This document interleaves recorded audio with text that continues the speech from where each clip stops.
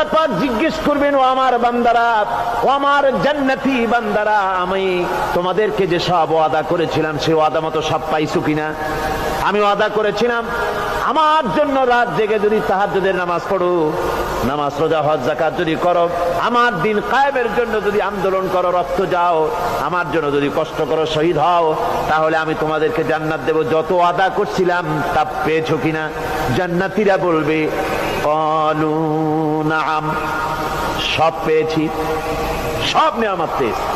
আল্লাহ বলেন সব পাও নাই, ওয়ালাদাইনা মাজিদ, আমার কাছে আরো বেশি আছে, আমার কাছে আরো বেশি আছে, সব পাও নাই। জান্নাতীরা বসে থাকবেন, বুঝতে পারবেন না এত নিয়ামত পেয়েছি, আল্লাহর কাছে আরো আছে।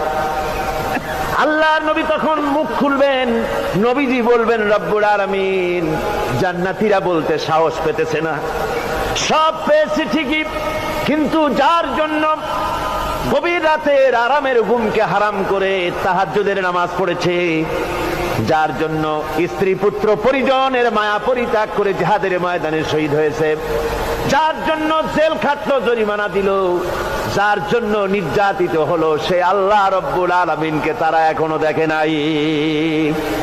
আল্লাহ রব্বুল আলামিন বলবেন, আমি আমার বান্দার সে আরজ পুরা, সে আরজি পুরা করব।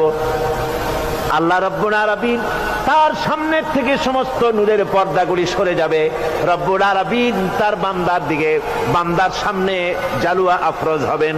আল্লাহ পাক কোরআনে কারীমের ভিতরে বলছেন, উজুহু ইয়াউমাইযিন নাযিরা ইলা রাব্বিহা নাযিরা। বান্দা, আল্লাহ পাক বান্দার দিকে তাকিয়ে থাকবেন, আর সমস্ত বান্দারা আল্লাহ রাব্বুল আলামিনের দিকে তাকিয়ে থাকবে। এই অবস্থায় কত কাল চলে যাবে কেউ টের পাবে না।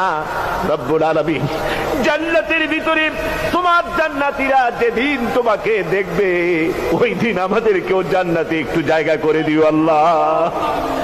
আমরা যেন ওই জান্নাতের ভেতরে বসার জায়গা যদি না পাই, আমরা গুনাহগার মানুষ, জান্নাতের কোনো একটু জায়গায় ঠাঁই করে দিও যেন তোমারে দেখতে পাই।